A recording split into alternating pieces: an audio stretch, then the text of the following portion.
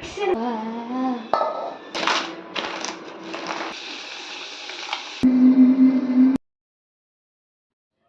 Friends, எல்லாருக்கும் வணக்கம். இந்த விலாகில் சண்டே ரொட்டீன் தான் ஷேர் பண்ணியிருக்கிறேன்.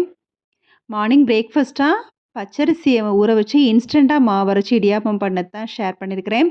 பிரேக்ஃபாஸ்ட்டுக்கு ரொம்பவே சிம்பிளாக இருக்கட்டும் தான் இடியாப்பம் பண்ணேன். இதுக்கு தேங்காய் பூ ஜீனி மட்டும் போதும்.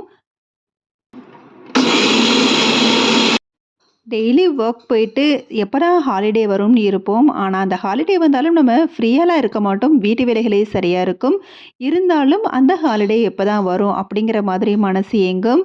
என்னோடய ஹாலிடே ஃப்ரீ டைம் கிடைச்சாலே எனக்கு கொஞ்சம் ஆர்கனைஸ் பண்ணுறது, டீக்ளட்டர் பண்ணுறது, இந்த மாதிரி தான் என்னோடய ரொட்டீன் போகும். பச்சரிசியை நைட்டே ஊற வச்சுருந்தேன். கொஞ்சமாக தான் நான் இடியாப்பம் பண்ண போகிறேன். ஸோ அதனால் பச்சரிசி ஊற வச்ச பச்சரிசியை அரைச்சாச்சு. நல்லா அரைச்சி உப்பு போட்டு கலந்து வச்சுட்டு கொஞ்சமாக எண்ணெயும் ஆட் பண்ணியிருக்கிறேன். இப்போ இதை அடுப்பில் வச்சு நல்லா நம்ம ஹீட் பண்ண அது கெட்டியாகிட்டே இருக்கும். அந்த தண்ணி பதம்லாம் குறைஞ்சு ரொம்பவே சிம்பிளாக குவிக்காக செஞ்சு முடிச்சிடலாம். இது இன்ஸ்டண்ட்டாக பண்ணாலும் ரொம்பவே சாஃப்டாக இருக்கும், ரொம்பவும் டேஸ்ட்டாக இருக்கும். கண்டிப்பாக ட்ரை பண்ணி பாருங்கள். பார்த்திங்கன்னா இந்தளவுக்கு நம்ம இடியாப்பத்துக்கு மாவு பிசைகிற கன்சிஸ்டன்சி வந்துருச்சு. அவ்வளோதான். இதை இடியாப்ப உரலில் போட்டு பிழிஞ்சு எடுத்துடலாம். இது கொஞ்சம் கை பொறுக்கிற சூடு இருக்கிறப்பே நம்ம பிழிஞ்சு எடுத்துட்டோம்னா நம்மளுக்கு பிழியறதுக்கும் இடியாப்பம் ஈஸியாக வரும். ஒர்க்கிங் டேயில் கூட நம்ம கிச்சனில் இருக்கிற நேரம் கம்மியாக தான் தெரியும். ஆனால் வீட்டில் நம்ம இருக்கிற ஹாலிடே அன்னைக்கு பார்த்திங்கன்னா கிச்சனில் தான் எப்போ பார்த்தாலும் ஃபுல் டே வேலை இருந்துக்கிட்டே இருக்கும். ஸோ என்னன்னு தெரியல, இருந்தாலும் அது என்னவோ நல்லா தான் இருக்குது. ஸோ அந்த நேரம் நம்மளே கொஞ்சம் நேரம் ஃப்ரீயாக இருக்கணும்னு தோணுனா கூட இல்லை இந்த வேலையை பண்ணணும் அந்த வேலையும் பண்ணணும்னு சொல்லி ஆட்டோமேட்டிக்காக அடுத்தடுத்த வேலைகளை பார்க்க ஸ்டார்ட் பண்ணிடுவோம். ஸோ இந்த வீக்கெல்லாம் நான் நல்லா ரெஸ்ட் எடுக்கணும்னு தான் திங்க் பண்ணேன். பட் இருந்தாலும் கொஞ்சம் ஆர்கனைசிங் ஒர்க் இருந்தது. கொஞ்சம் லேட்டாக எந்திரிச்சு வேலையை பார்க்கலாம் தான் தோணுச்சு. இருந்தாலும் ஒர்க் கொஞ்சம் அதிகமாக இருந்தனால ஆட்டோமேட்டிக்காக ரொட்டீனாக நம்ம ஏர்லி மார்னிங் எந்திரிக்கிற மாதிரியே ஒரு 5:40க்கெலாம் முழிப்பு வந்தது. ஸோ எந்திரிச்சு இன்றைக்கும் அதே மாதிரி தான் துவைக்கிற வேலையெல்லாம் இருந்துச்சு. ஸோ துணி வாஷ் பண்ணி முடிச்சுட்டு அதுக்கப்புறம் தான் கிச்சனுக்கு வந்தேன். ஸோ பிரேக்ஃபாஸ்ட் எப்போயுமே எடுக்கிறப்ப பிரேக்ஃபாஸ்ட்டோட எனக்கு எப்போவுமே இருக்கிறது இந்த முளைக்கட்டின பாசிப்பயிறு தான். அதையும் கொஞ்சம் எடுத்தாச்சு.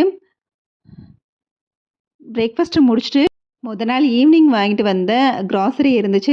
ஃபுல்லாக சிறுதானிய ஐட்டங்கள் தான். கருப்பு உளுந்து, கருப்பு கவுனி அரிசி, சிகப்பரிசி, வரகு, சோளம் சொல்லி சிறுதானியங்கள் தான் வாங்கிட்டு வந்தேன். இது ரெகுலராக நான் வாங்குகிற கிராசரி மார்க்கெட்டில் வாங்குறதில்ல. இதுக்குன்னே ஸ்பெஷலாக கடைகள்லாம் இருக்கும். பிரியாணி அரிசி, சீரக சம்பா அரிசின்னு. ஸோ அந்த மாதிரி கடைகள்லாம் நான் பிரித்து தான் வாங்குவேன். சிறுதானியத்துக்குன்னு கடைகள் இருக்குது. அந்த கடைகள் தான் நான் வாங்கியிருக்கிறேன். ஸோ அங்கன்னா நம்மளுக்கு கொஞ்சம் ரேட்டெல்லாம் ரீசனபிளாக கிடைக்கும். மற்ற ஷாப்பில் கிடைக்கிறத விட, அதாவது கிராசரி ஹோல்சேல் கிராசரி இருக்கிறத விட இந்த மாதிரி கிராசரி ஐட்டங்கள் சிறுதானியம் மட்டும் இருந்துச்சுன்னா அந்த மாதிரி செலக்ட் பண்ணி வாங்க, நம்மளுக்கு ரேட்டுமே கம்மியாக கிடைக்கும். ஸோ வாங்கின கிராசரிஸ்லாம் எடுத்து வச்சுட்டேன்.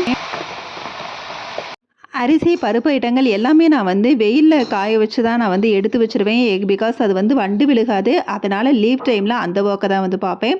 ஸோ இன்றைக்கி ரேஷனில் வாங்கின பச்சரிசி இருந்துச்சு. ஸோ அதை வச்சுட்டு வந்தாச்சு. இனிமே தான் அந்த சிகப்பரிசி எல்லா சிறுதானியங்கள்லாம் கொஞ்சம் நேரம் வெயிலில் வச்சு எடுக்கணும். ஸோ அதுக்கு முன்னாடி கொஞ்சமாக பழைய சாதம் மீந்து இருந்துச்சு. அதை அடிக்கடி நான் வடகம் பண்ணுறது தான், சோத்து வடகம். ஸோ அதுதான் ரெடி பண்ணிகிட்டு இருந்தேன். இது நம்ம காய் இல்லாத நேரத்துலையோ இல்லை காயில் எக்ஸ்ட்ரா காய் வைக்கணும்னு நினைக்கிறதுக்கு பதிலாக இதை கொஞ்சம் பொரிச்சு எடுத்துக்கலாம்.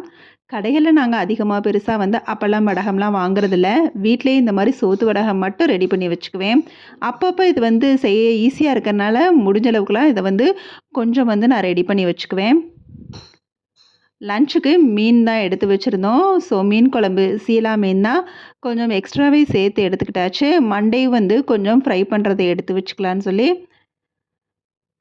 மீன் குழம்பு கொஞ்சம் ஊறுனா தான் நல்லாயிருக்கும். அதனால் ஒரு 2 hours முன்னாடியே வச்சிட்டோம்னா மதியானம் சாப்பிட்றதுக்கு நம்மளுக்கு கொஞ்சம் கரெக்டாக இருக்குங்கிறதுக்காக நான் முதவே ரெடி பண்ண ஆரம்பிச்சிட்டேன். ஒரு 11 o'clockலாம் மீன் குழம்பு வச்சு முடிச்சிட்டேன். மீன் குழம்புக்கு எப்போவுமே தக்காளி, ஒரு தக்காளி போட்டு புளி அதிகமாக சேர்க்குறப்ப அந்த டேஸ்ட் நல்லாயிருக்கும். இதுக்கு புளியும் எண்ணெயும் தான் கொஞ்சம் அதிகமாக இருக்கணும். அப்போ தான் இந்த டேஸ்ட்டு நல்லாயிருக்கும். மேக்ஸிமம் மீன் எடுத்தாலே மறுநாளும் சேர்த்து அதை யூஸ் பண்ணுற மாதிரி தான் எடுப்போம். ஸோ குழம்புமே அந்தளவுக்கு தான். மறுநாள் நம்ம மீன் குழம்பு இருக்கிறதுனால காலையில் இட்லி ஊற்றிட்டு மதியானம் ஒயிட் ரைஸ் மட்டும் வச்சுக்கலாம். தேவைப்பட்டால் ரசம் வச்சுக்கலாம். அன்றைக்கி வந்து குக்கிங் வந்து ஈஸியாக இருக்கும். பிகாஸ் ஹாலிடேயில் இருந்துட்டு மறுநாள் வந்து கிளம்புறப்ப வந்து கொஞ்சம் வந்து கஷ்டமாக இருக்கும். ஸோ இந்த மாதிரி வச்சுக்கிட்டோம்னா கொஞ்சம் ஈஸியாக இருக்குங்கிறதுக்காக மேக்ஸிமம் மீன் இருந்தாலே வந்து மறுநாளுக்கும் சேர்த்தே தான் எடுப்போம். சின்ன சின்ன ஆர்கனைசிங் மாதிரி எப்போவுமே நான் வந்து க்ராசரி பாக்ஸ் எல்லாம் வந்து வாஷ் பண்ணி தான் வைப்பேன். ஸோ ரேசனில் வாங்கின வெள்ளச்சக்கரையும் இருந்துச்சு, அதையும் வந்து ஸ்டோர் பண்ணி வச்சிட்டேன். ஒர்க்கிங் டே விட நம்ம வீட்டில் இருக்கிற அன்றைக்கி அதிகமாக கூடுதலான வேலையாக தான் இருக்கும். ஒர்க்கிங் டே அப்போ கூட மார்னிங் நைட்டு மட்டும் தான் நம்ம வந்து கிச்சனில் இருக்கிற மாதிரி இருக்கும். ஆனால் ஹாலிடேவில் ஃபுல்லாக வந்து கிச்சன்லேயே ஒர்க் வந்து சரியாக இருக்கும். ஸோ இருந்தாலும் நம்ம வந்து ரெஸ்ட் எடுக்கணும்னு நினச்சாலும் எப்படி இருந்தாலும் இந்த வேலையை நம்ம தான் செஞ்சாகணும். ஸோ இதை வந்து ஃப்ரீ டைம் கிடைக்கிறப்ப முடிச்சிடலாங்கிற மாதிரி தான் நான் வந்து மேக்ஸிமம் வந்து இப்போ செஞ்சுக்கிட்டு இருக்கிறேன். ஸோ ஃபஸ்ட்டு இருந்ததுக்கு ஓரளவு நம்ம வந்து ஓகே அப்படிங்கிற மாதிரி கொஞ்சம் வந்து நீட்டாக தான் மெயின்டைன் பண்ணிகிட்ருக்கேன் வீட்டை. ஸோ அப்பப்போ இப்போ வந்து டீக்ளட்டரும் பண்ணிடுறேன்.